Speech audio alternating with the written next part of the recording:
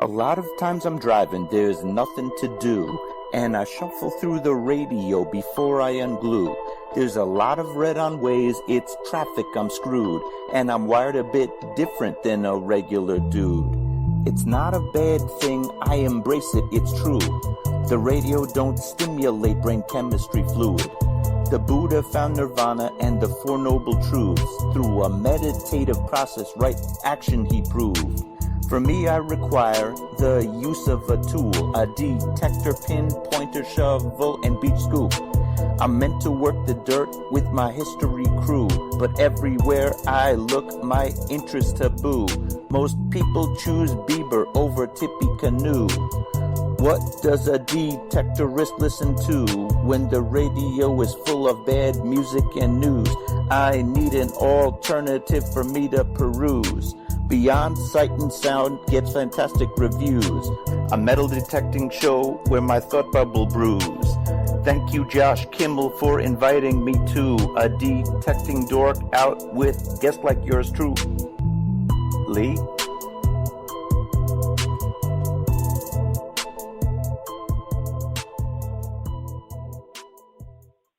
Are you looking for a high-quality beach and sand scoop? Are you trying to take your hunting to the extreme? How about an American-based company that stands behind their product and everything they sell? Then check out our friends over at XTREME Scoops. John has been making scoops for some time now and makes a quality beach and sand scoop to take your hunting to the next level. XTREME Scoops recently released their new sand shredder that works great in the water and on the beach. And if you're a new Equinox user, you may want to check out his Surfmaster X3 that can trap those small targets you new Equinox users are finding out there. XTREME Scoop's company approach is let's do it right. So do it right, buy it once, and go to the extreme. XTREMEScoops.com. That's XTREME Scoops.com. Hey boys and girls, we are going to talk about S&W shooters and prospectors. What is S&W shooters and prospectors? We at S&W Shooters and Prospectors help people find treasure. Did you say treasure? Yes, treasure. Just listen to this amazing review from our happy customer, Jackie Sparrow. Chocolate ship-shape and a pleasure to deal with. I was able to buy everything that I needed at prices that were shillings less than others. I found my 9 pieces of it in no time. Savvy? I know you're asking yourself, why should I shop at S&W Shooter and Prospectors? Chuck Smalley has over 45 years of metal detecting experience. He works with each customer one-on-one to customize their setup to match their skill level. So if you always dreamt of being a pirate, contact Chuck at S&W Shooters and Prospectors and he'll dig up a great deal for you. High passion rum not included. Caution. Please do not operate motor vehicles or power equipment while under the influence of this show. Listening to this show could cause side effects such as bouts of laughter, violent binges of cabin fever, and even dreams of silver and gold. Please be advised. Now that the fine print is out of the way, on with the show. All right, the fine print's out of the way. It's time to roll with the show. We're back. We're live once again. You are listening to Beyond Sight and Sound Metal Detecting and Treasure Hunting Radio for all the really cool digging people out there. The weather's starting to get pretty nice. Definitely. So, let's see here. Make sure everything's open and working here. Been a while since I've seen this screen. Alright, so we see that Bob's let's see, where was I? I lost my spot on my screen. All right, we see the Barb's in, Dawn, Paul, the Bills, I believe both of them are here, Lauren, Scotty, Chuck, drop back through here a little bit. Drop back through. Looks like things are going quite smoothly. All right, so we've got a number of people dropping in. Good to see everybody. Definitely good to see everybody. Not a whole lot going on tonight. Well, I don't know. There could be. There could be some interesting discussion anyway. So, hopefully the audio's working. Hopefully the phone lines are working. I know Wednesday, Chuck had mentioned there was a little bit of a snafu there with the phones at the beginning of the show. So hopefully we don't have that issue tonight. Good thing we're not doing Dig Your Plug, right? Definitely. At least until we make sure that's all worked out. It should be, though. Obviously, when we're doing Dig Your Plug, we try to bring in as many calls as we can. Certainly, some people do not get through. It's very popular. Yada, yada. You've heard it all. So, links in the description. First and foremost, our friends over at Shooters and Prospectors. Chuck Smalley, the man with the plan. Dealer of choice, multi-line dealer, dealing in XP, Nokta Makro, Garrett Mine Lab, Detector Pro, Dean Ricker Cover, Cedar River Digging Tools, Black 8-inch Diggers, Andy's books. If you have not gotten the new Equinox handbook, and you are an Equinox user, you should definitely get it. Yes, you should definitely get it. Good information in that book. Or get out in the field and tweak your Equinox. See what you can do with those new updates. Because they can come in quite handy. Obviously, then, as well, our friends over at DETECTEES.com, Ken, Mark, Darth, Buddy, and the gang. XTREME Scoops, TheRingFinders, All Metal Militia on Facebook, Detected Outdoors, All Metal Militia, Metal Detecting NYC, Ohio Metal Detecting, Crazy Spider Adventures, all on YouTube. A lot of different YouTube channels. The Electrolysis Boot Camp videos from Detect America. Obviously, you can catch Detect America live Mondays and Thursdays, 8 p.m. Well, for the most part, 8. Obviously, as we roll into the summer, that'll cut back a little bit. They'll probably cut back to one show a week. We'll see how it goes. Maybe they will, maybe they won't. Now we've got Shelly in the chat as well. Welcome aboard to both the gals from Can You Dig It? Speaking of which, you can catch them on Thursdays at 7:30 Eastern over on the Detect America Facebook group. We've got the Nokta Makro website, the Midi Horde commercial, the Amazon and Audible link. And then for those who haven't seen the post or read the post about it, the Sapphire and Diamond arthritic wedding ring return. Interesting return. And that's probably what we'll do tonight, obviously. Hence the title. So, I do believe that covers all of the links. I also see that Dawn, I believe it was saying something about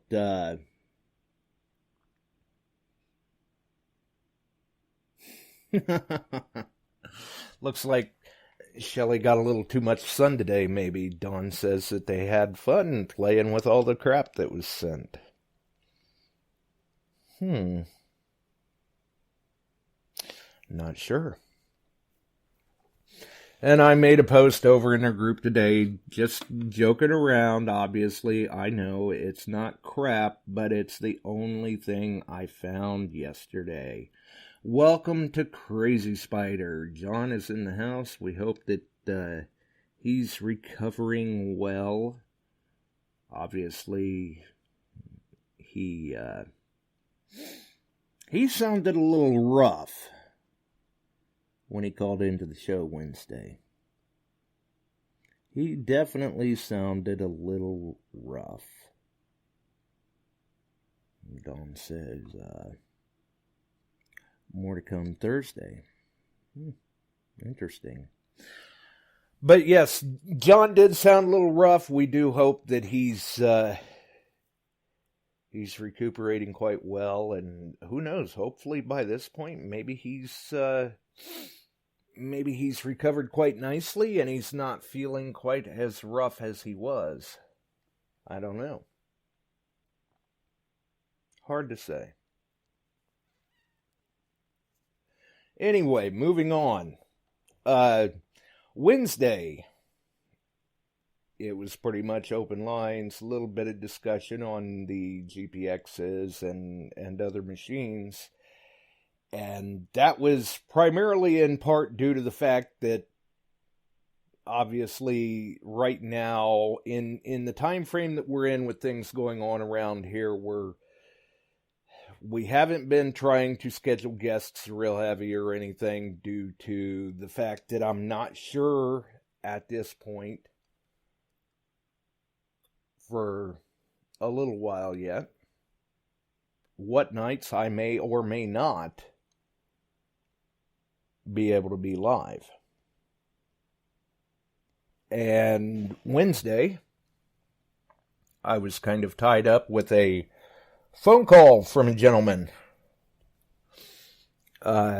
We had been out running some errands, got a call from the gentleman, told him that couldn't really talk right then, but I would call him back as soon as we were done with errands, and we got back home, and I wound up calling him back, and spoke to him for some time on the phone.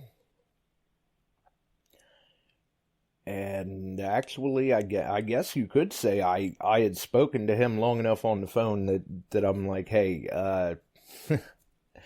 I hate to seem like I'm putting you off or something, but I have got to go. I have other pressing issues that I need to deal with because I had to get ready for the show Wednesday. Anyway, we made plans to get together yesterday because he was hoping that we could potentially find and return a lost ring that was very, very dear to his wife.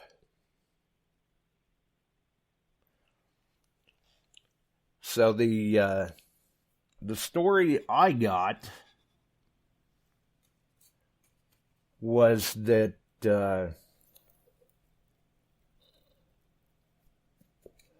Monday afternoon,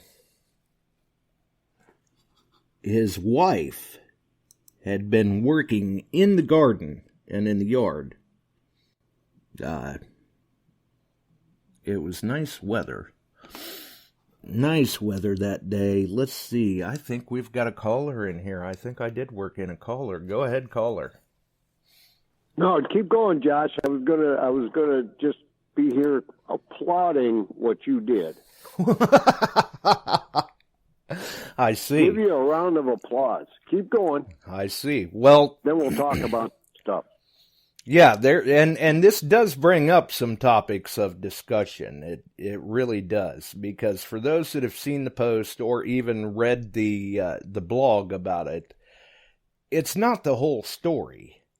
And for those that have read it, you know, they'll be able to get the whole story here tonight.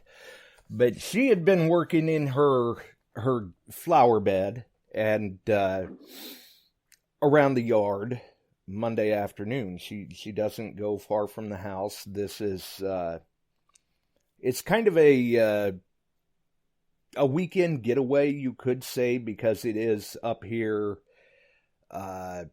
near Indian Lake in Ohio.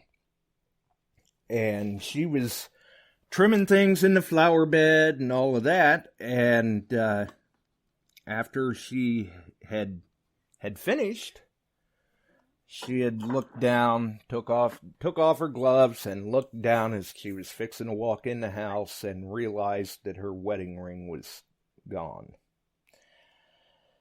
And her and her husband, they were very diligent about it. I mean, they checked all of the yard trimmings that they had gathered up that she had been trimming out of the yard and out of the flower bed during the day.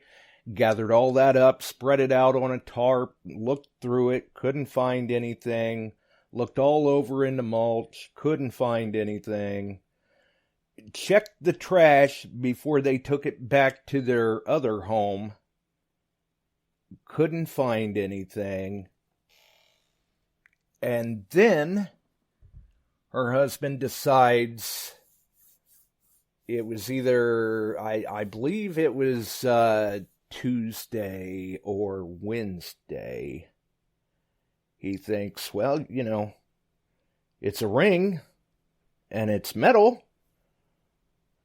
I'm going to go get a metal detector and maybe I can find it for her, because she was very, very distraught. The ring that she had lost, actually, when they got engaged years ago, he had given her this ring as an engagement ring, and she liked it so much, that's what she didn't want a wedding band. That was going to be her wedding and engagement ring. And she wound up losing it at work probably 10 years ago, and was just absolutely sick to her stomach when she lost it. Looked for it for hours before she come home and never did find it. So her husband, he goes back to his jeweler and has a duplicate ring made. So this is another custom ring. It's made to look identical to the last one, except for the fact that it's a little beefier. So he gave that to her 10 years ago or so, 8 years, actually it was 8 years ago, I think it was. And he gives this ring to her, and she's kept it, she's treasured it, she's loved it. It's her ring. And she lost it Monday. So he goes out and he goes to Harbor Freight and buys himself a metal detector, because they had mentioned someplace else down the road that I think they had some for $39.95. And he thought, I just don't feel very good about that. I should spend a little more. So he went to Harbor Freight and he got one for $49 or $59.95. Actually, I think it was $59. And he brings it home and he gets it out of the box. He reads the book. She reads the book. They try to adjust the settings just like the instructions say. And he can't find anything. Every time he moves it near the flower bed, and this is a very well-groomed, well-maintained yard flower bed, nice stone landscaping, the whole works. But every time he gets this detector near any of the flowers, it won't shut up. Anytime he holds it anywhere over the flower bed. So he doesn't know what's going on with it. He can't figure it out. He checks, he puts a quarter on the ground and he puts it over the quarter and it still won't shut up. It keeps going off, and so he's all confused. He goes next door to his neighbor's house because his neighbor's got a bounty hunter that hasn't been used in years. and they're not sure if that thing works either. Couldn't get it to do anything. And finally he decides, well, either I've got some defective equipment or some inferior equipment, or I just don't know what I'm doing with it.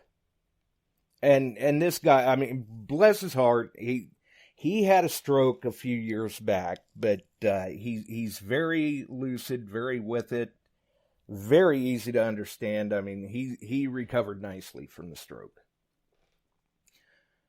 Can't find anything, though, so he finds me.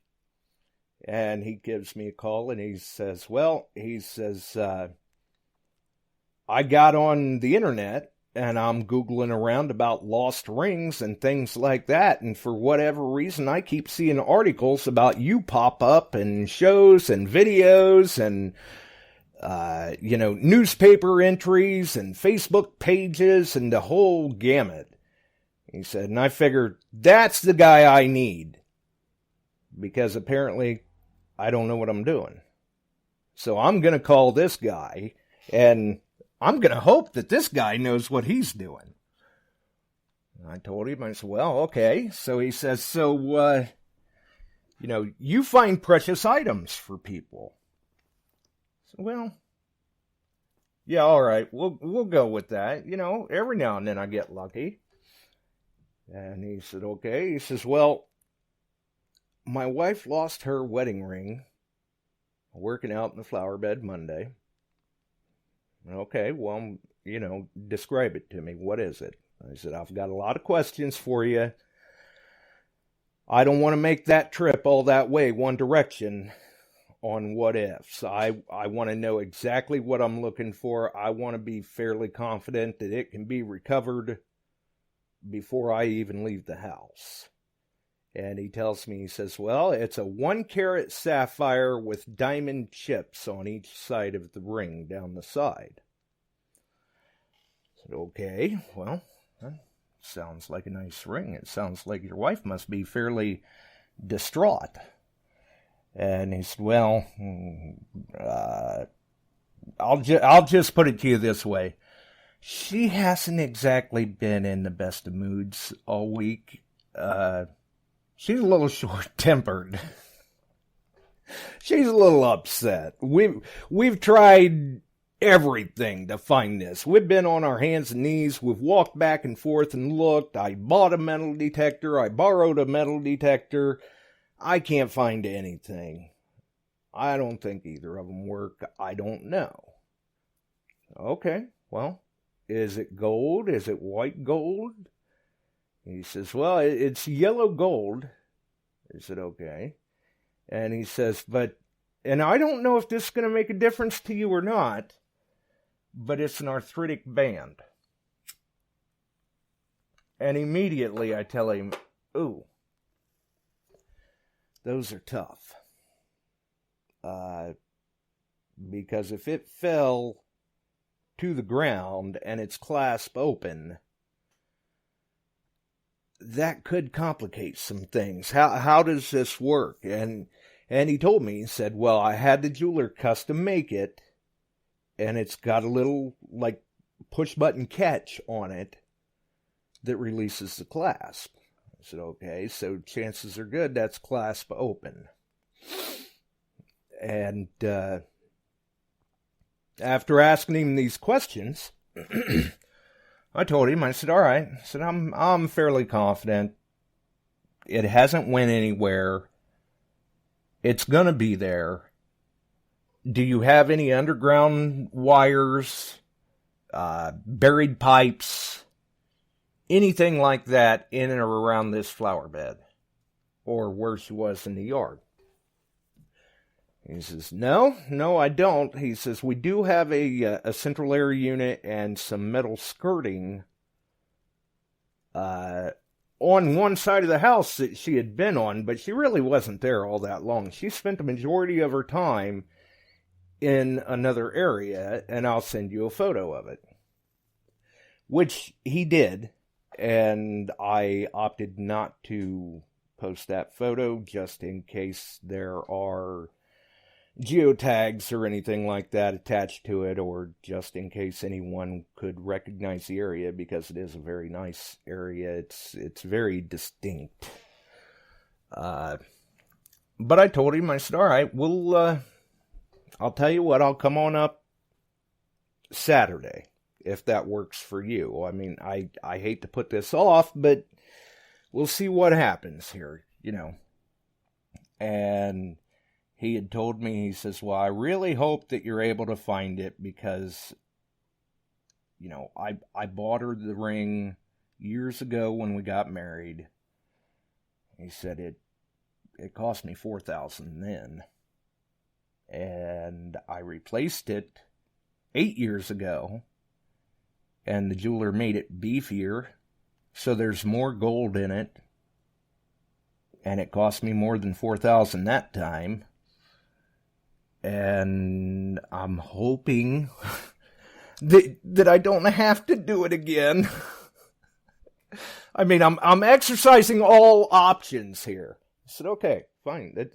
Don't worry about it, He says, well, you just let me know what you need, because if we have to, I'm ready to rip everything out of the flower beds. All of the flowers, all of the vines that are in it, everything, and take it down to the dirt if I need to for you.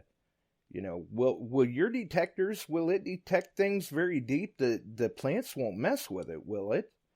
I just kind of laughed. I said, I wouldn't worry about it. I said, if it's there, it's on top of the ground. Don't go getting too gung-ho. Don't go tearing your flower beds up or anything yet. I don't think we need to get that extreme. Just let me look at things when we get there. I've got the photo, but, let me get feet on the ground and see what we're dealing with. So we get up there, and it's a very, very nice house, very nice flower bed, and just two of the nicest people you could ever ask to meet. And we look at the flower bed, and they tell me again what all had went on that day. And I tell them, I said, well, I'll look everything over real good for you. But a lot of this has to do with how well you can remember what you were doing, where you were, how well you can retrace your steps. I wasn't here, so you have to kind of put me in the spot. So if you were all over the yard, you pick out a spot that you feel like you may have lost it in, or you're fairly confident that you spent the majority of your time in this area, so this is probably a good area to at least start with, because what we can do then is start there, and if we don't find anything, don't sweat it. Now we know where it's not. We'll move on. And they took me around and they showed me the flower bed. They said, we even mowed the yard right here and bagged everything this morning before you came. Laid out a tarp, put all the grass clippings on the tarp, went through all that, couldn't find anything. Okay, well, we'll see what we can do. Showed them my wedding band. I said, now you say this is a thicker band, kind of like a men's ring. Is it thicker like this one? And he says, oh, it's way thicker than that. Showed him my coin ring, and he's like, yeah, now you're talking. It's about that wide. I said, all right, so even though it's her wedding ring, it's going to look like a men's wedding band for the most part, based on the size, the thickness of the band. Yeah, I'd say so. All right. Well, I'll walk back and get a machine that I think should be good for the job, because I had been thinking before, after getting off the phone with him Wednesday night and before loading the truck Saturday morning, what is going to be a good fit for this situation, because arthritic bands can be tough to find, especially if they're in the open position, because that signal, the conductivity could, that tone, that signature on your machine could change and fall into a range that you don't expect it to. That certain detectors on that open end just won't pick it up. Exactly. And they won't pick it up. They won't. I mean, a good example is the CTX is a great machine. It's a fantastic machine. But when you're looking for something like that, it may not necessarily be the best tool for the job. It could miss it. So I had loaded the Equinox 800 and the Deus into the truck. And then when I got to the location, I grabbed the Equinox, turned it on, noise canceled, paired the headphones up, went into Parks 1, and opened my screen. Just hit horseshoe so I could hear everything. And starting my way over towards the flower bed, I can hear, a couple lower tones, but they also don't necessarily sound like they're right on the surface when I'm hitting a pinpoint or anything. And so I go ahead and I get a signal real close to the surface right before the stone landscaping, and grab the pinpointer. The pinpointer's not picking up anything, so I'm saying, no, that's we may come back to it, but we're not going to worry about it right now. And I get over to the flower bed, and I start to swing the coil over the flower bed, and the first swing, I'm listening, and I'm going, that's kind of surprising. That is a penny signal.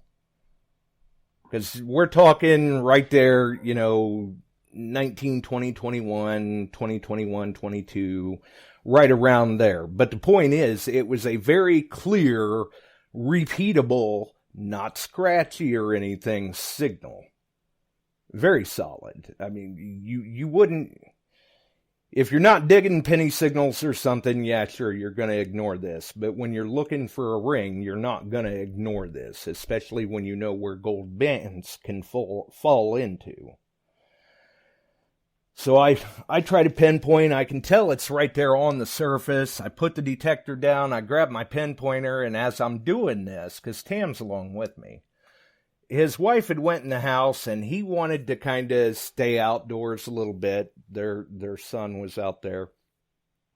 And I'm running the pinpointer in this, it's like creeping ivy. It's not poison ivy or anything. It grows like ivy.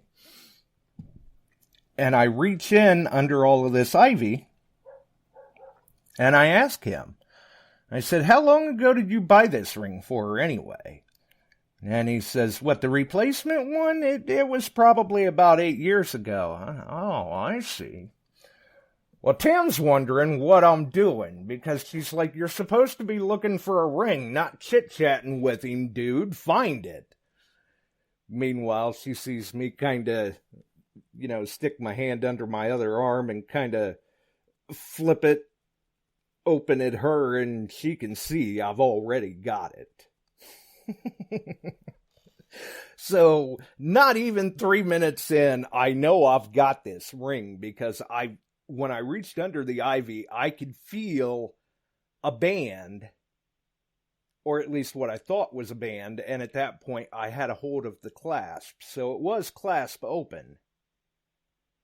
And I felt a little further up and felt the stone and knew that I had it, so I just kind of drew my hand out from under there, and he's like, yeah, he said, I got it 8 years ago. Well, I see.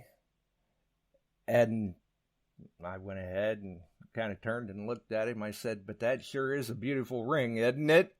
And had it right there in my hand, and he just stopped. He's speechless. He's like, are you serious? You ain't even had that machine on for 3 minutes and you've already got it? He says, I got to go get my wife. I got to tell her about this. So right away, his wife comes out, I can't believe you've got it. Can I have my ring? Can I have my ring? So we thought that it would only be fitting rather than for me to hand it to her. I handed it over to him to let him put it back on her hand, because when he had bought that replacement 8 years ago, she didn't know he had bought a replacement ring for her. And they were out driving around, and he pulled into the church parking lot where they had gotten married years back. And he gave her that ring and asked her to marry him again and renewed their vows with the ring that she lost Monday. So we figured that's awesome, buddy. I mean, that's just awesome. That whole story is fantastic. And that's when she tells me that it was 8 years ago that they got that band. And at that point, it probably cost right around $6,000. And this is before the price jump in gold and all of that, as you well know. Mm-hmm. So I don't know. Who knows? I mean, today, replacement value, the jump in gold, maybe it's, yeah. And who knows?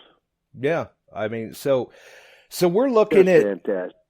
We're looking at, in the last, I don't know, 8 months, that's probably right around $20,000 worth of jewelry that's been recovered and returned fairly quickly, too. I mean, they were just absolutely in shock that it only took 3 minutes. And I told him, I said, well, a lot of it has to do with the fact that you remembered all the details I needed. You were able to put me right in the spot. So those are the kind of problems that we like to solve. I said, it's a nice ring. Now, we have to give just one little bit of credit to somebody else I see on the chat here. Uh-oh. How'd you get there? Oh, yeah. Yep, Tam's in there, isn't she? Yep. She drove. That was floating around in there. I thought I'd better make mention, right? She got the pictures, did a great job with the pictures, as usual.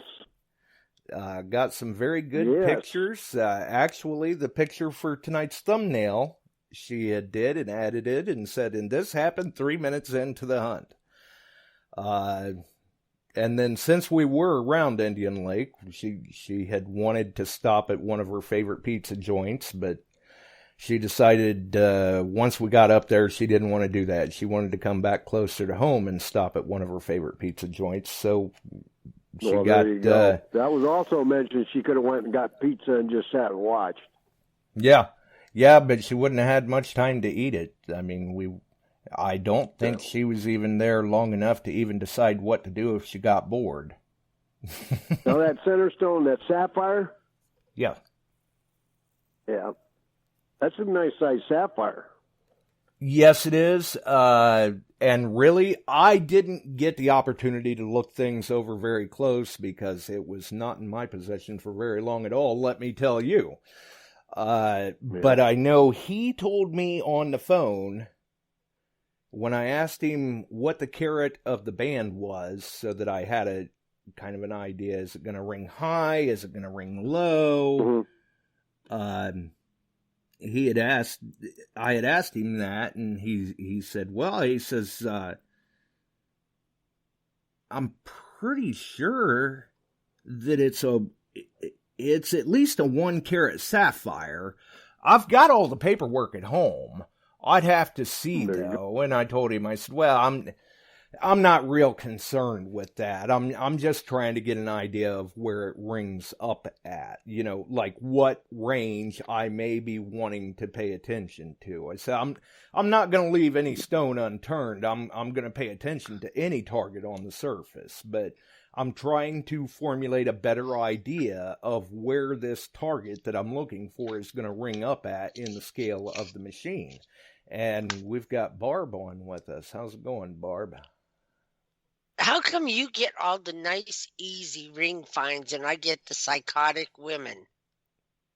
Well, now remember, Barb, I have had psychotic ones because I did get summons to court last year for potential insurance fraud. I remember that. So I do get those, too. I try not to deal with them, but I do get those. Well, I have all the crazy ones. The first one I did, she put the ring in her bra. Why? I don't know. She was painting. And then she went to the store. She went out and fed the dog. She did all this. So I spent a day there and no ring. And then I got the lady that worked out in the yard for hours and took her gloves off 50 times. And she thinks over there and maybe over there, maybe over there. And now I lost my ring. Oh, I forgot the Christmas tree. We stopped to play snowballs up at the tree farm. I spent 4 hours up there, no ring. And I'm like, you did not lose it there because I would have found it. And now I've got it. I lost my ring a year ago. And we went to 2 different farms where I had horses. And they're other people's properties. I guess I should have called them before calling you. Yeah. I'm like, yeah. So contact them. And if this just is tonight, I'm like, she put her ring in the little cubby on the door. And so everywhere they stopped, it could have fell out. Right. Well, here's one with that, Barb. If she slams the door, I actually had a recovery with this. Same deal. Gal put it in that little deal on the door. She closed the door, didn't realize it. The ring flew inside, and it was down in the seat. We looked outside. We looked up and down the sidewalk. We were all over the place, and I said, "Where did you put that inside?" So I went in. I felt around in the truck, and it just so happened to slide down in the bucket seat. Felt something, popped out the ring. Yep. Well, and I'll tell you, Barb, I got a call. Barb. I got a call a couple of years ago from a gentleman that he said that his wife takes all of her jewelry off before she goes to bed.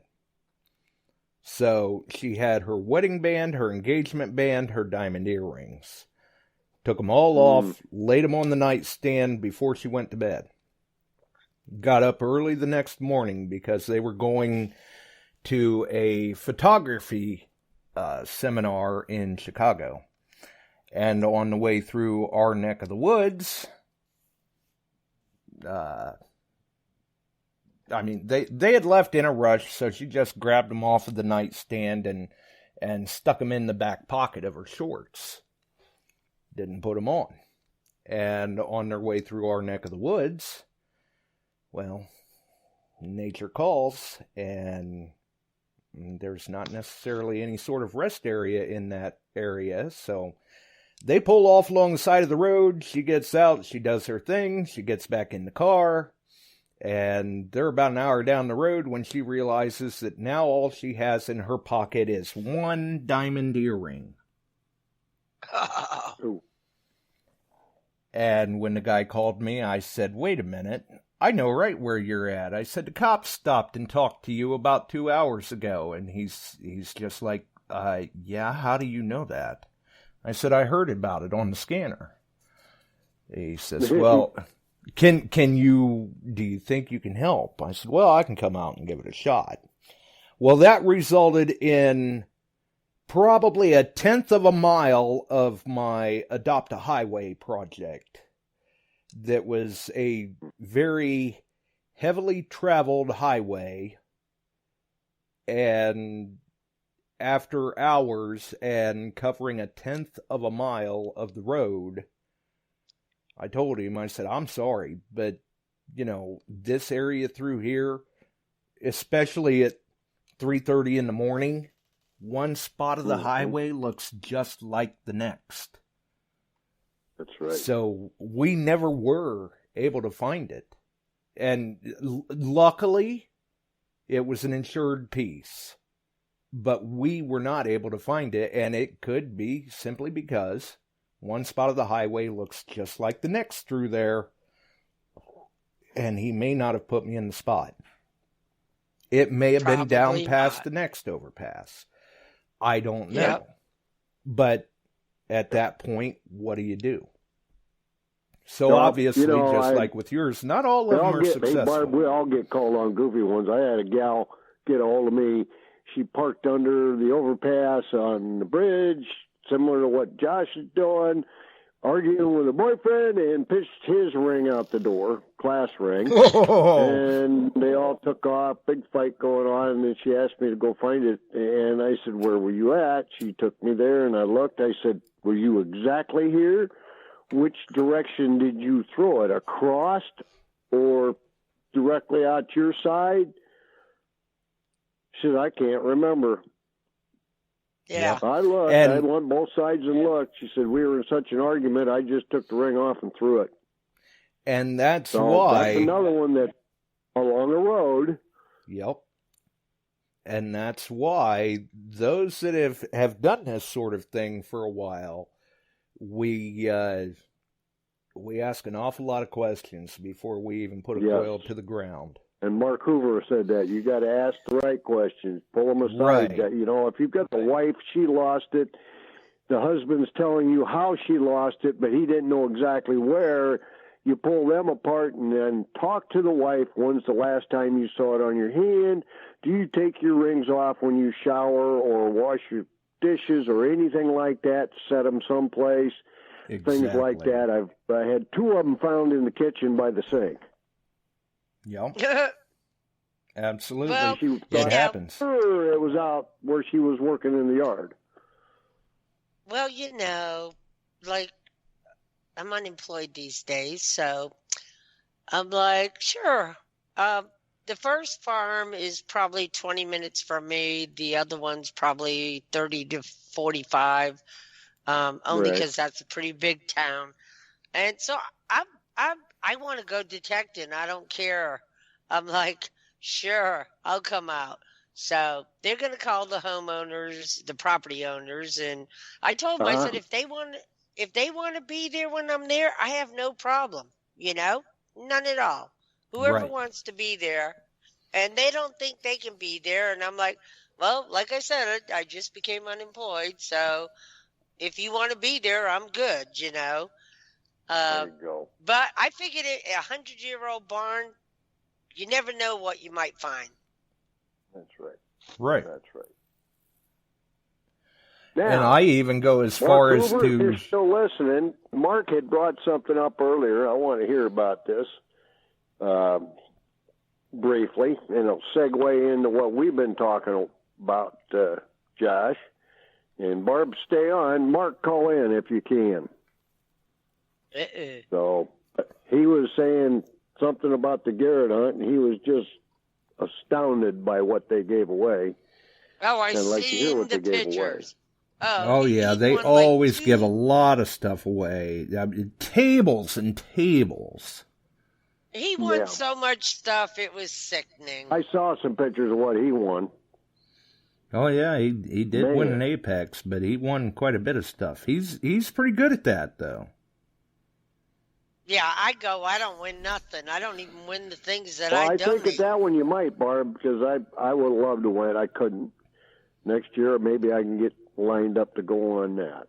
I mean, if you remember... I already see stuff coming up for Florida Hunt 8. If you remember right, when the Equinox first came out, Mark was one of the first ones to win an Equinox. Mm-hmm. Yeah. He had to wait for it, obviously, for availability, but Mark, sure. he had won an Equinox. Yep. Have him tell us all about it. Tell us about the hunt. He got to go to it. Then he went hanging out with George, KG. Yep. Yes, he did. Well, anyway. I think. Oh, you got him? Yeah, we've got him. How's it going, Mark? Hey, Josh, Chuck, Barb, how are y'all? Good. How are you? So, yeah, you cleaned up house down there, huh? You pirate? Yeah, that was a really good hunt for me in terms of bringing stuff home. Well, somebody's got to do it. Well, Gil and I ended up having to buy a large suitcase to get it all home. That's all right. That's a nice problem to have. Yeah. Well, and well, first of all, Josh, congratulations on finding that ring. That's a great story. That's a beautiful ring. Yeah, great job on that. Well, thank you. Pam said you better find it in 3 minutes so she could go get her pizza. Right, yeah, we had places to be. I couldn't mess around too long. So, and Mark, on the hunt, it looked like you had pretty good weather overall. Well, yeah, the Friday that started the event was free range hunting. Yeah. And it was raining all day. I mean, it was downpouring, so we were all wearing rain suits. So, I mean, but Saturday and Sunday was gorgeous. And the event overall, it's Chuck, when I mentioned it on the chat, yes, I won a lot of stuff. But what I was alluding to was I was astounded at how much stuff that Garrett gave away. I'll walk you through some of the things they gave away. Yeah, I want to say the year before last, they had given away 50 or more detectors alone. And by the way, John, you have an incredible memory. I mean, the fact that you remembered not only that I won the Equinox, but that I had to wait for it, not many people would have remembered that. Well, no, I didn't. I don't have a lot else going on for me, Mark, so at least I've got a good memory. Yes, you do. You remember several times now I've noticed you remember some very minute details, so that's a good skill to have. Especially when you're asking questions about rings. That's right. So this year, Garrett, well, going back to what you mentioned, Josh and Chuck, so this is Garrett's 57th year in business. And in 2019, it was a 55th, and they were going to do it last year, but it got postponed. So 2 years ago, they gave away 55 detectors, right? Which is just insane to think about. Right. This year, they gave away 57 detectors. Oh. They had 57 caches, and a cache would be a large clump of coins, silver, and maybe another 5 thrown in on top of that. So they had 57 detectors, 57 caches. They had gold coin tokens, and I'll explain that in a minute. And they gave away hundreds and hundreds of Civil War relics, and the silver hunt was just amazing. So I had talked to Rusty Curry before the event, and he told me they had bought all the silver over a year before last year when the silver was still low. Right. Well, that's good. They put it all out this year, so it was an added bonus. Oh, my goodness. This just gets better and better. Right. Yeah, so we had a couple here in the Central Florida Club that really wanted to go, and they called me and they said, "Hey, we heard about this Garrett hunt. Can we go?" And I said, "Look, chances of you being able to go are really slim because They closed it 4 months ago. Oh, yeah. And It sold out super fast, as usual. And I said, and I said, call Rusty Curry, and they did. Rusty said, look, I'm really sorry. You know, it's no longer me running this. It's a committee. And the committee closed it and said there's no way anybody else can get in the hunt. You know, I mean, you can come and observe, but you can't participate. So, you know, he was real disappointed, went out for a walk the next morning, got a call from Rusty, and Rusty said, you're not going to believe what just happened. What? Well, this couple that had paid to come can no longer come, and we can't give them their money back. So we told them the best thing we could do is if somebody else wanted to give them their money and take their place, we would do it. So they got in. So his wife, so they're going to go now. It's a week before. His wife had never metal detected before. So he went and bought her a Nokta Makro simplex and then took her out to the park for the 2 days prior to starting the drive. And we got there, and, you know, she hunted in that downpour on Friday, and it was miserable. And so each day she got a little bit better. And we were finding these tokens that said GC on them for gold cash or gold coin. And I found 3 of them, and I'm thinking, man, I'm going to find, I got 3 gold coins coming, right? But that's not the way it works. They had a bucket, and all of us, a bunch of us had like 3 or 4 of these gold coins. Well, they had this bucket where you stuck your hand in, and there was either a foreign coin, an American coin, or a gold coin token, right?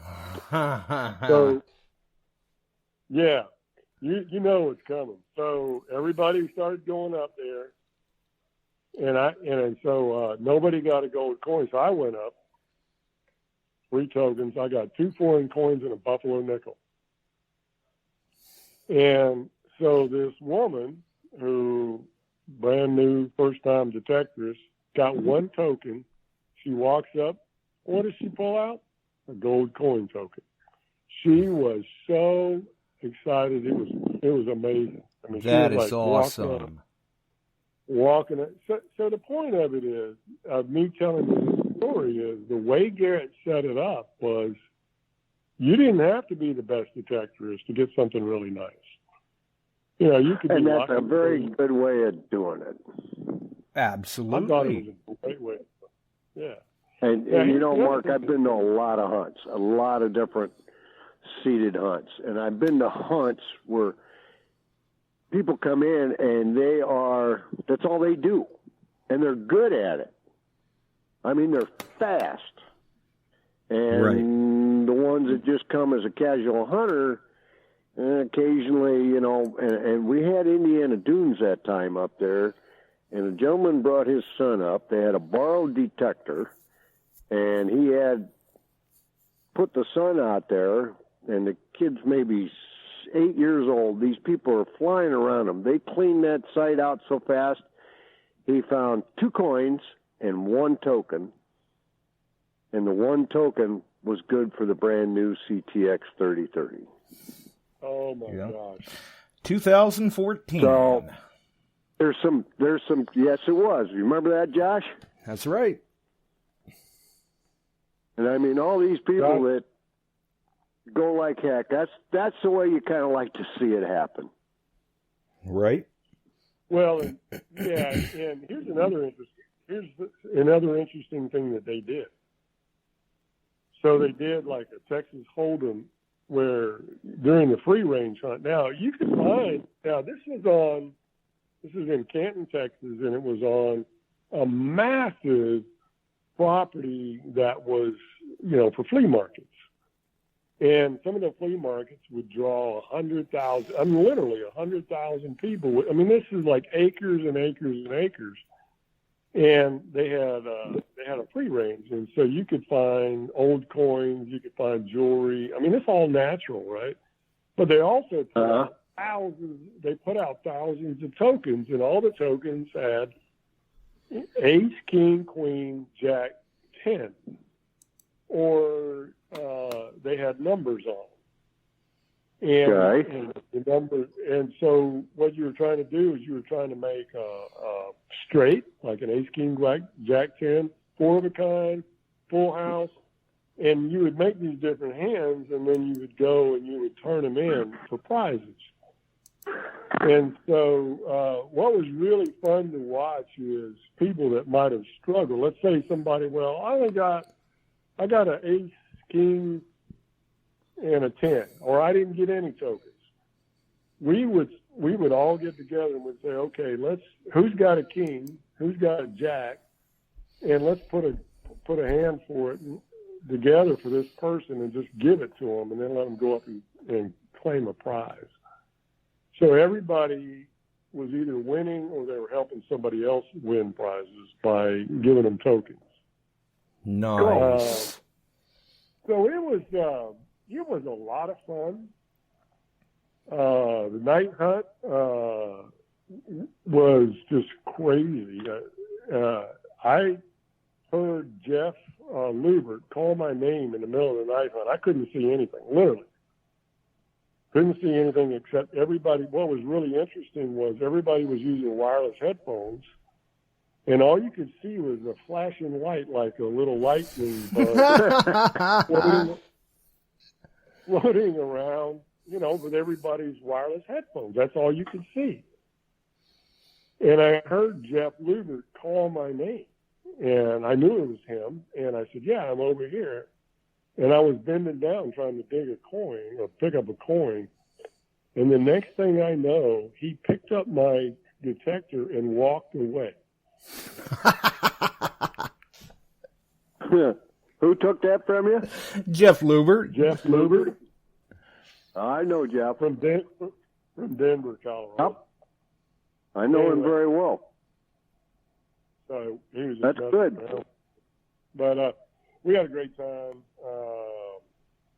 And I think the other thing that really made it a great hunt or a great event was they combined it with the Texas Association of Metal Detector Clubs Treasure Show.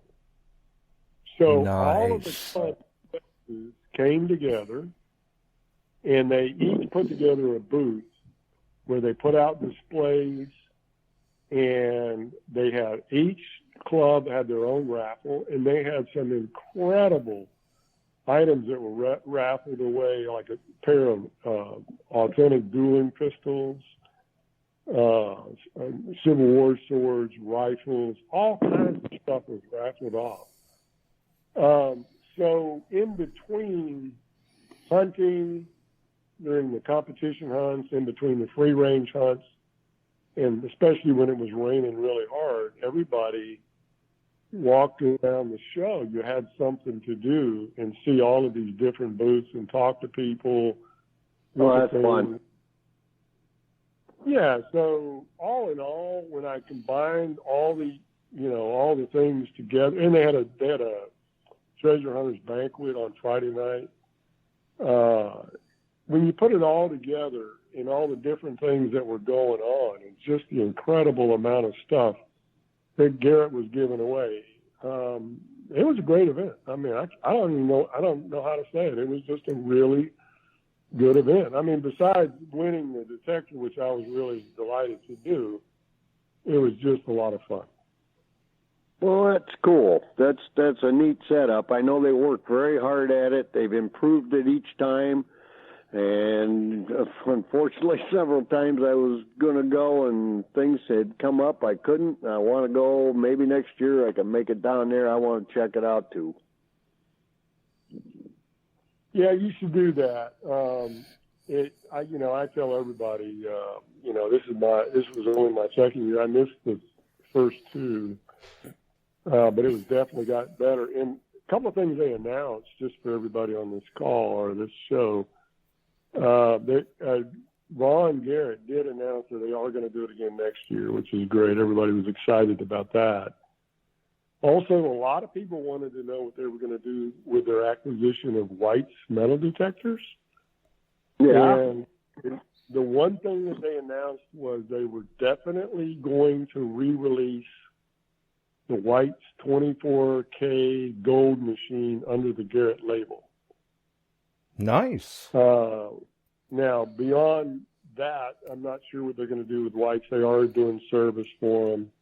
Right. But they are going to replace that particular machine. Wow.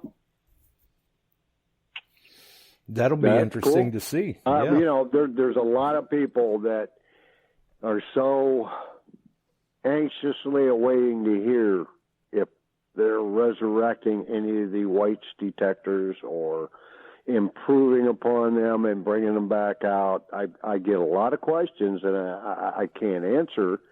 I mean, that I tell them, just be patient, and that's one of the things that are coming down. I'm sure that'll have a lot of people happy.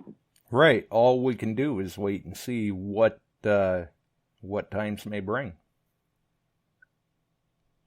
Well, and the 24K gold machine, and it was really specifically for finding gold. Yes.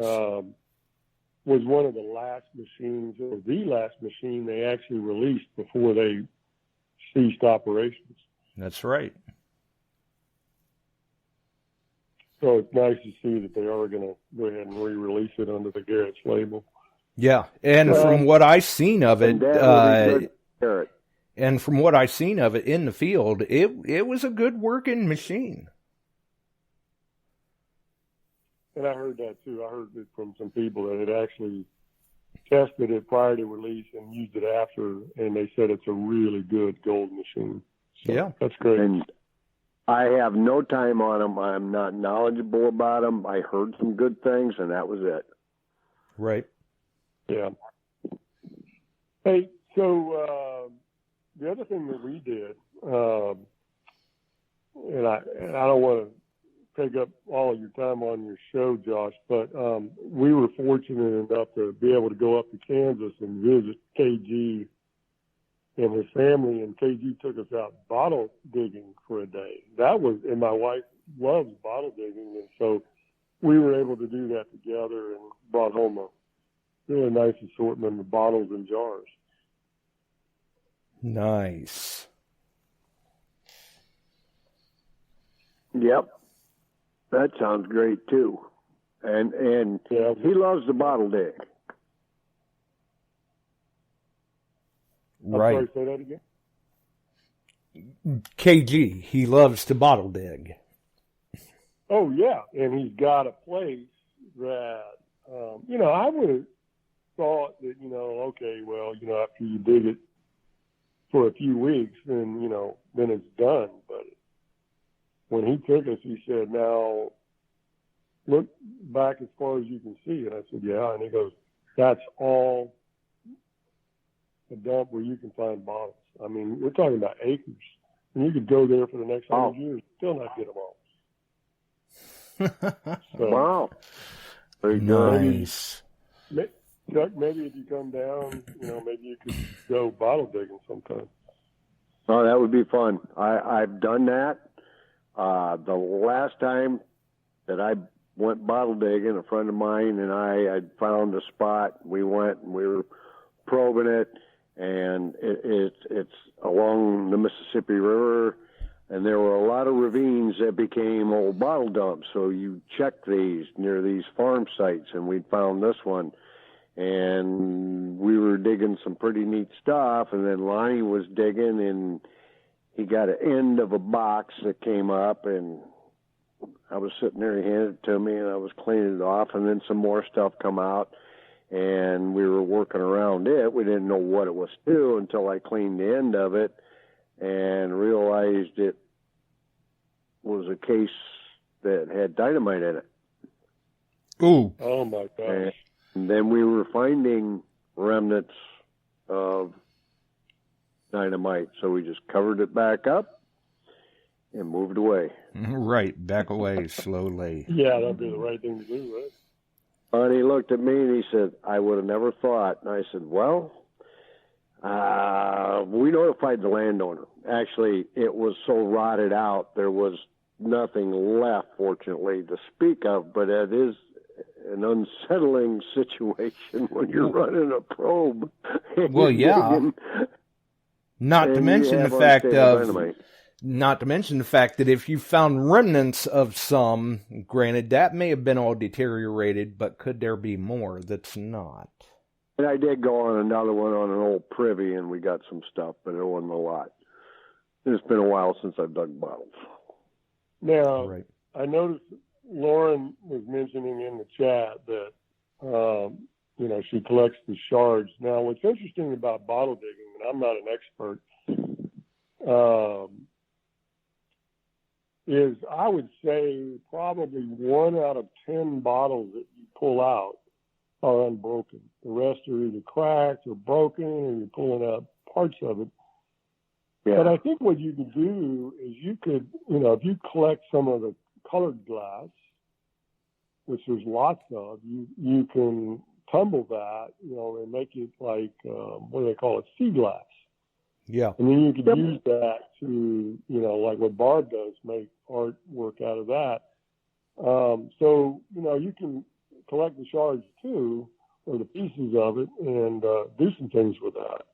Yeah, repurpose it. I've seen people turn them into sun catchers and wind chimes and all sorts of different stuff. One of the favorite things of people from Nome, Alaska, Nome was pushed into the ocean 3 times after they burnt.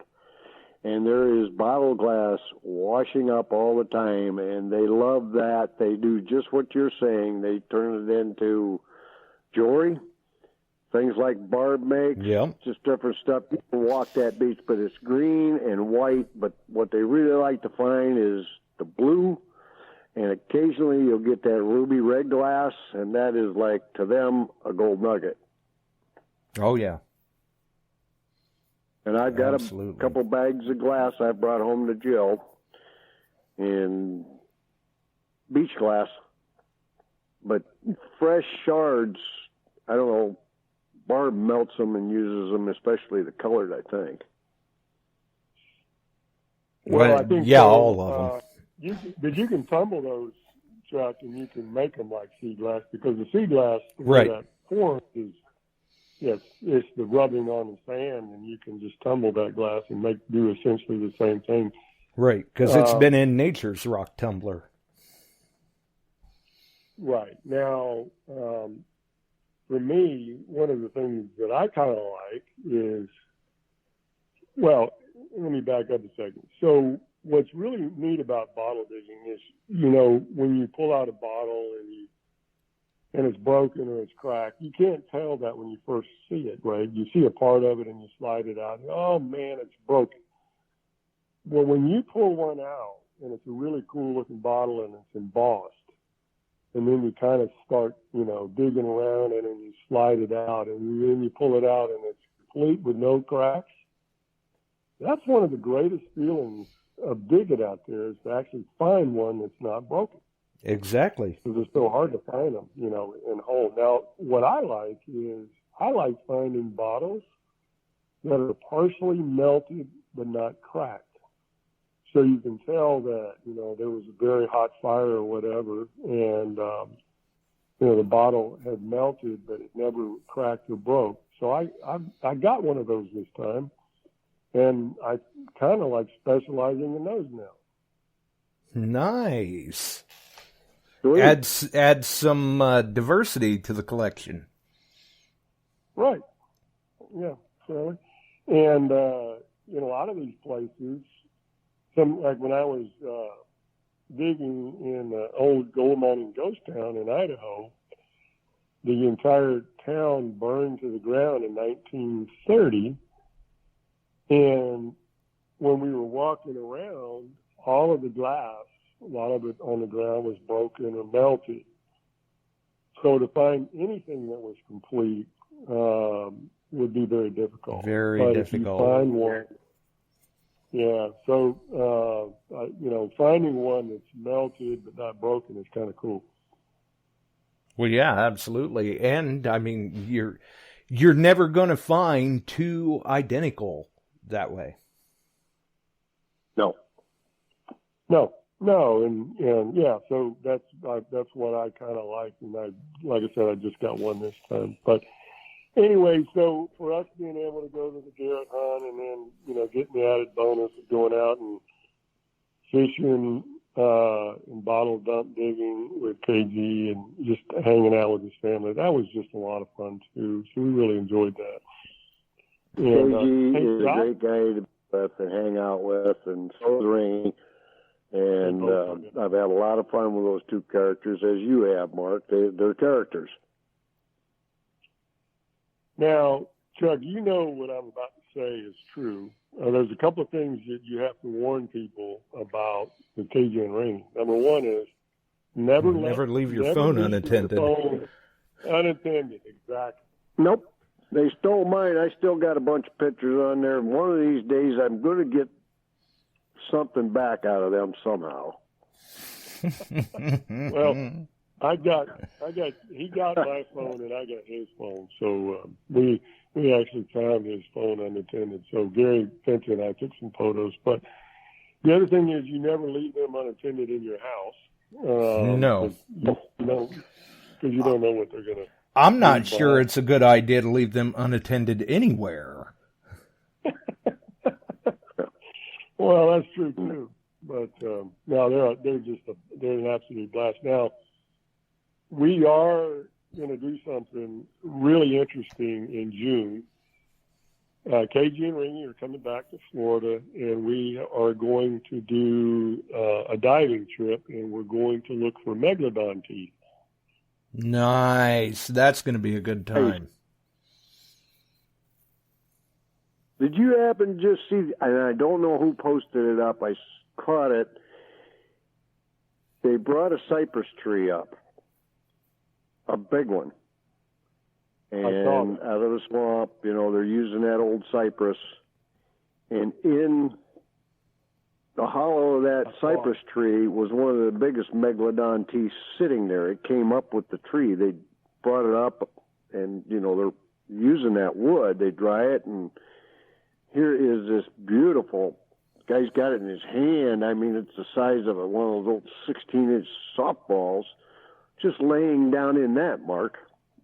Wow. I saw that. I did see that video, and I saw that picture. That was pretty amazing, and I don't remember where that was at. I want to say that was in South Carolina. Was it South Carolina? It was down south somewhere, but that's a heck of a thing to have that come up, and they just happen to notice that's laying in the kind of the crook of the tree. Right, bonus. And I'm like, bonus was... that was crazy. Well, on the front page of today's Orlando Sentinel, they have a picture of two guys holding a mammoth thigh bone, woolly mammoth thigh bone that was found in the Peace River, which is real close to where we're going to be diving for megalodon teeth. So that whole Venice, Florida area going into the Peace River, I don't know why, but there, you can just find small shark's teeth all day long, just walking up and down the beach and along that river. But they do find a fairly large number of fossils, including what this guy found, which was posted on the front page of today's newspaper, which was a complete, fully intact woolly mammoth thigh bone. Wow. From the river. Crazy. Well, I'll tell you what, the woolly mammoth, the mammoth tusk, is still allowed to be traded openly.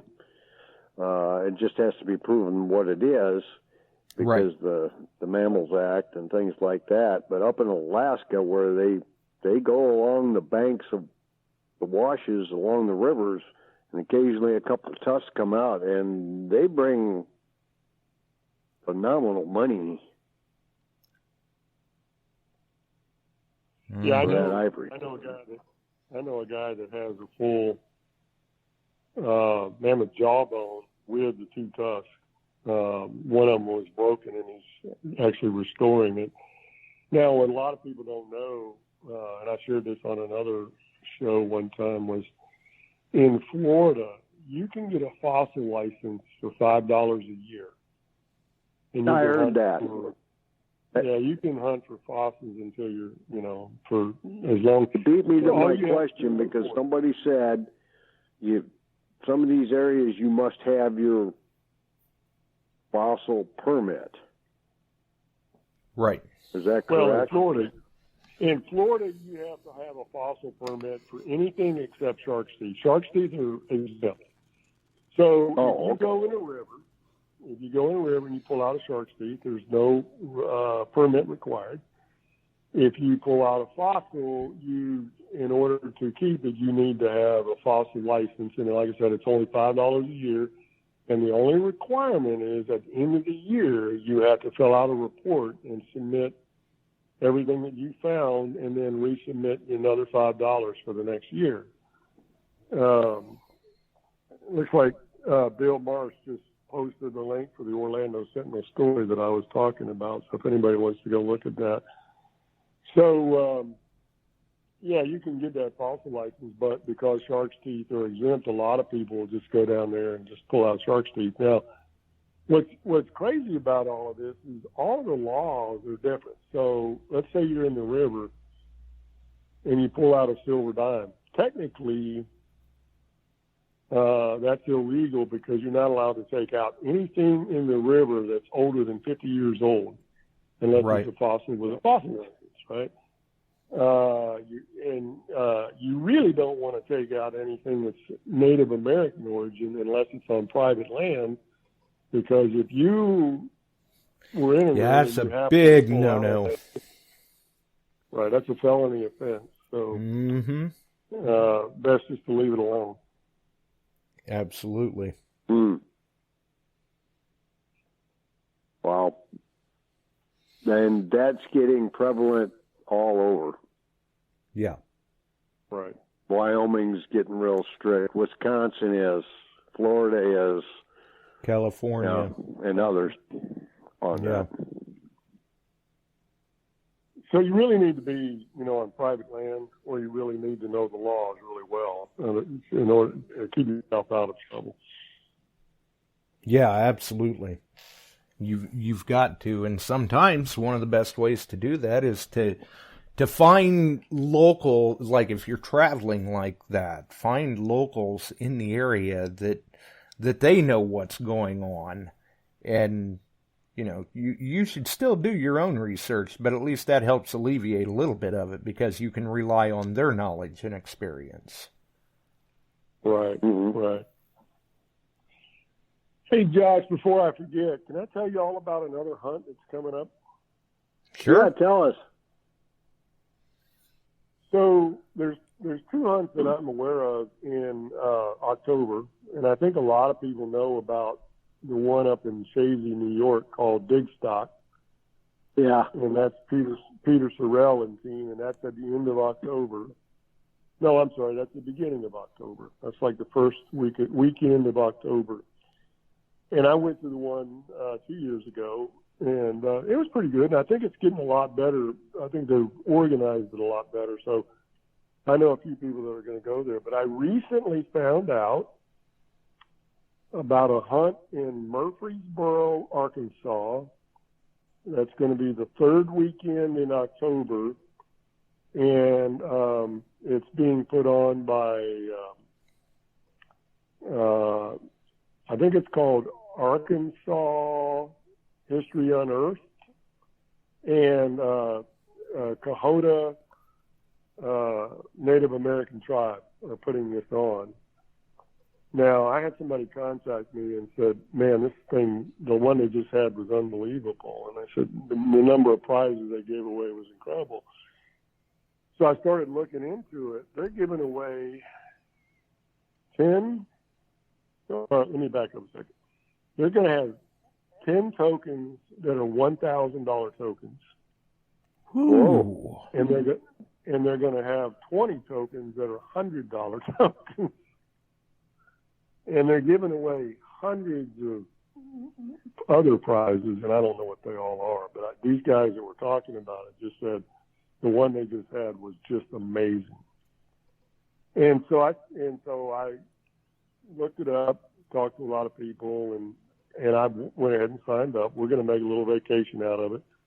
And what I found out was that Crater Diamond National Park is 2 miles away from the hunt site, meaning that you're going to like that.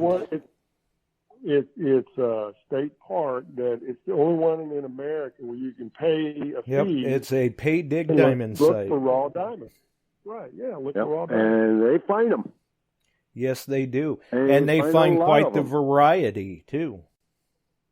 Yeah, from tea-colored to light yellow, brown color. Yep. And clear. And there have been a few chameleons come out of there.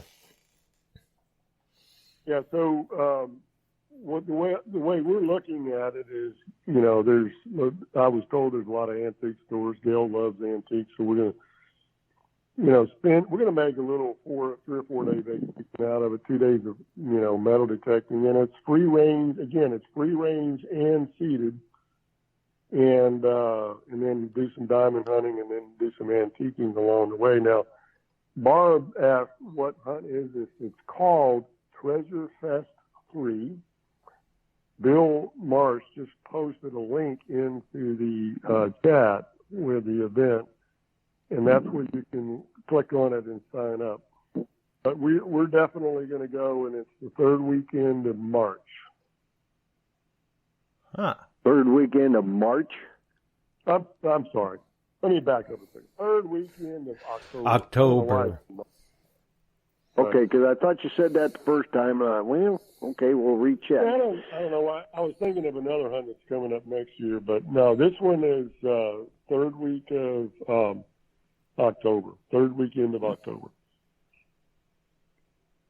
Cool. Nice. Well, I'm hoping that we'll be able to start planning for Illinois-Iowa's hunt next year, because the state of Illinois may be loosening up their grips on the public areas. We'll hope. So we'll hope. That's all we can do on that, and hold one there, because we'll see how that goes. But I'm looking forward. I would like to go to that one down there, and my wife wants to dig diamonds so bad she wouldn't even go to the hunt. She'd be down at Crater Diamonds all day. You need to come on down, Chuck. We need to do this together. All right. October. Third week of October. I should be back from Alaska. a trip. Yeah, Or you no. can go back. Nope, that's last week of September, first week of October. It sounds like the England trip's going to go off. nice. Oh, is it really? Well, if England keeps on the path they're going, they made the announcement that they are going to open the borders up. Wow. No date set, but they're getting ready to do it. So if that goes off, I'm already booked on one Right. September 20th through October 11th. Now, I forgot, which one do you do, Chuck, or who do you go with? I Chicago go with Ron. Ron Guanazo, Chicago Ron. That's right.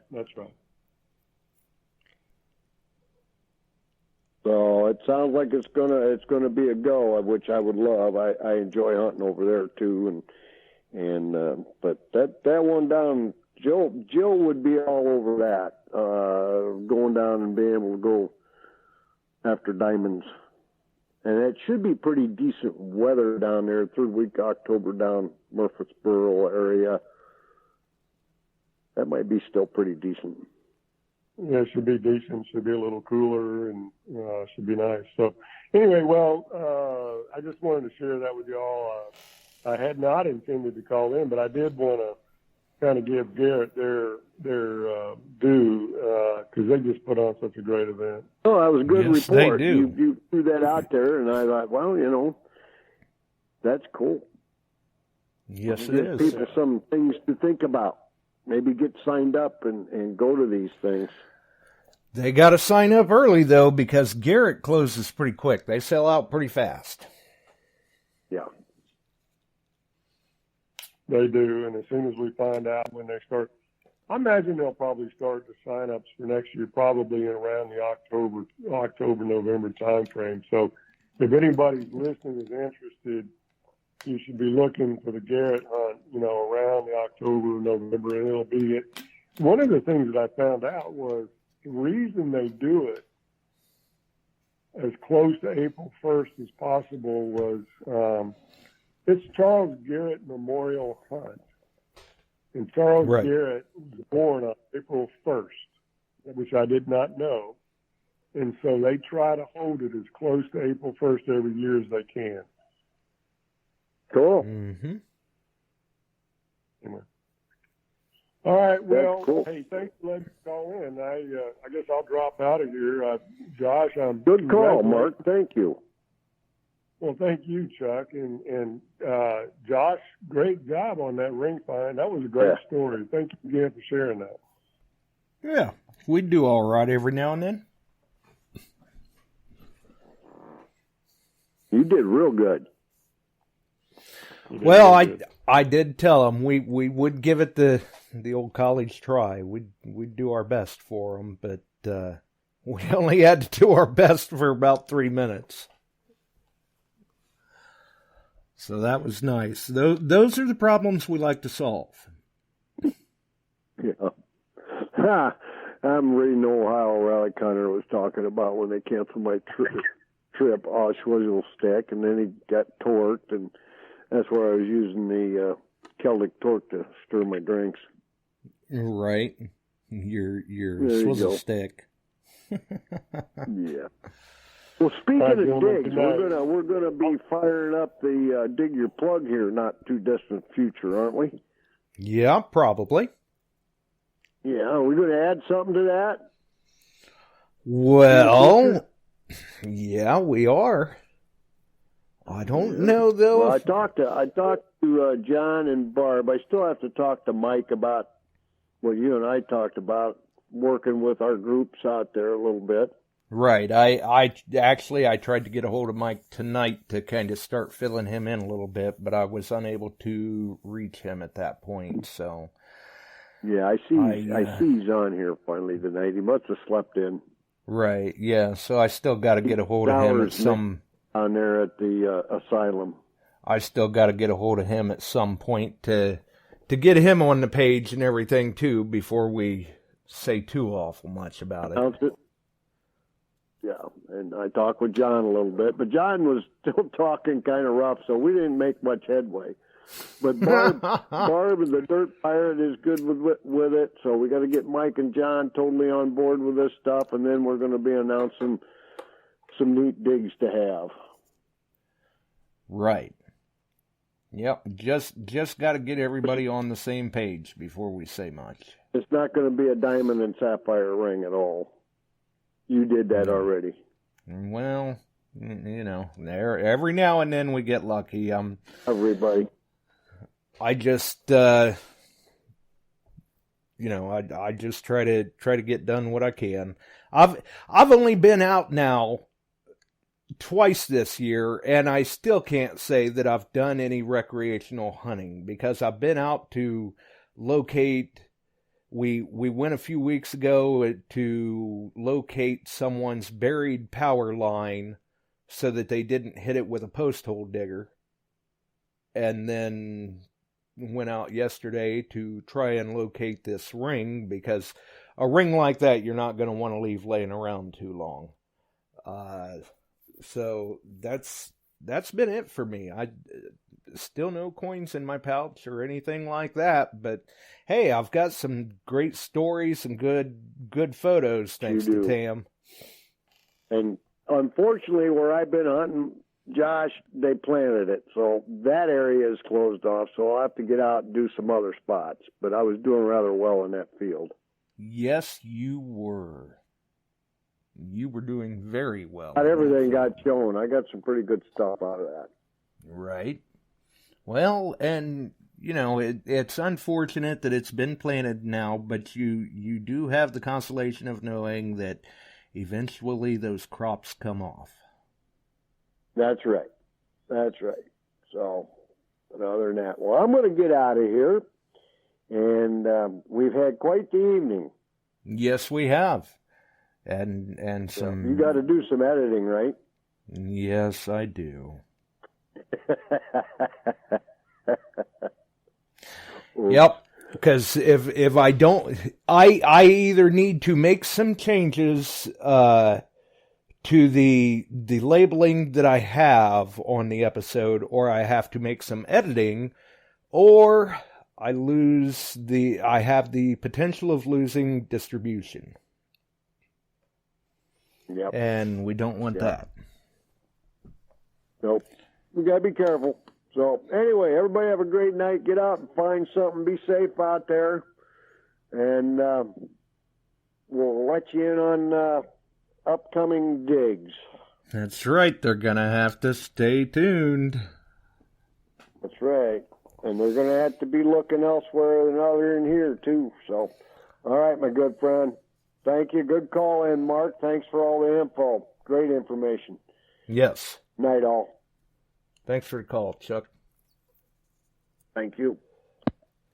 All right. Good calls from everybody. Obviously, for those who may have joined us late or whatever, was not sure about the return that we were talking about, the link is in the description. It's in the chat. It's also floating around on Facebook. You can find it on the Beyond Sight and Sound page, Grand Lake Lost Ring and Jewelry Recovery page, my timeline, different places like that. We do hope that everyone enjoyed the show, and we'll be back at another point because I got to roll. I got some work to do. Have a wonderful evening, folks. We're out of here.